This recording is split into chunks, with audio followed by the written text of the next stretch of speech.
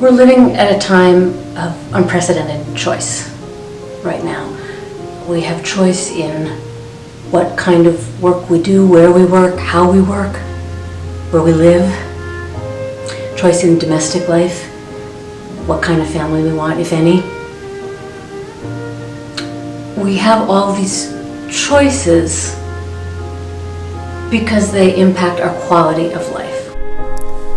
In November of 1994, Oregon voters approved Measure 16, better known as the Oregon Death with Dignity Act, which passed 51% to 49% in a general election. The act was a citizens' initiative for legalizing a certain form of voluntary euthanasia. This generated controversy not only in Oregon, but all over the United States as legislators attempted to bar its passing.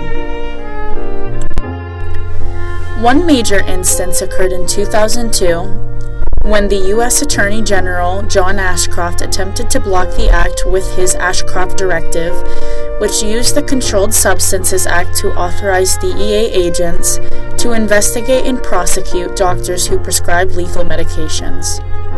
The Ashcroft Directive was contested all the way to the Supreme Court, where it was ultimately ruled that the Oregon Death with Dignity Act was legal and could not be struck down.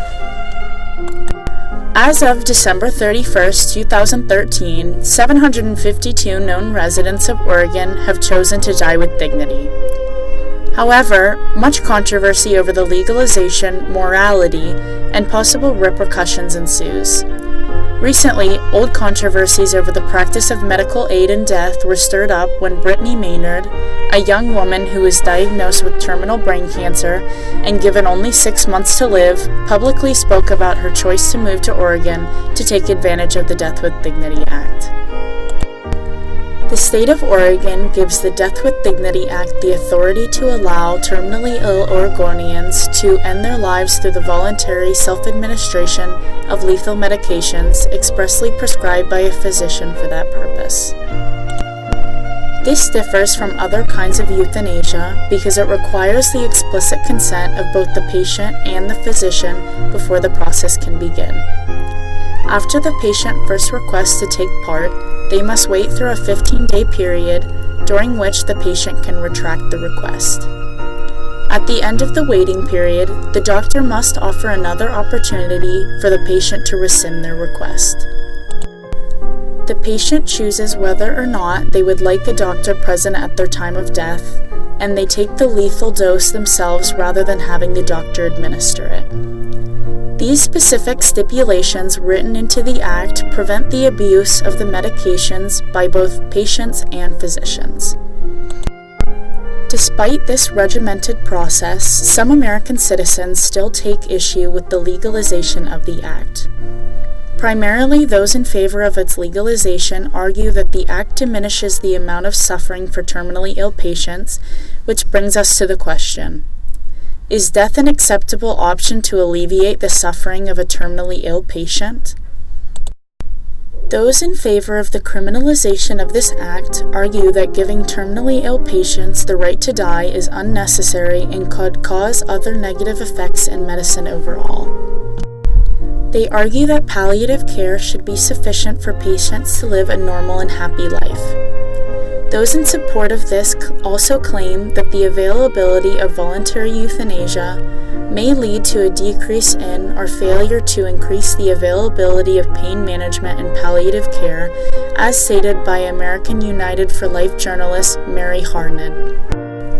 According to a testimony made in the Baxter v. Montana case of 2009, in 2004, Oregon nurses reported that the inadequacy of meeting patients' needs had increased up to 50%, and that most of the small hospitals in the state do not have pain consultation teams at all. Many argue that the Death with Dignity Act would not be a necessary solution if there was more psychological care. According to the Family Research Council, the number of patients in Oregon reporting a concern about being a burden on the family increased from 12% in 1998 to 63% in 2000, subsequent to the passage of Oregon's physician-assisted suicide law, and according to Physicians for Compassionate Care Education Foundation, in 2003 and 2004, only 5% of those dying from assisted suicide had a mental health consultation. However, many still argue that the Death with Dignity Act provides an option to those with terminal illnesses to end unnecessary pain and suffering.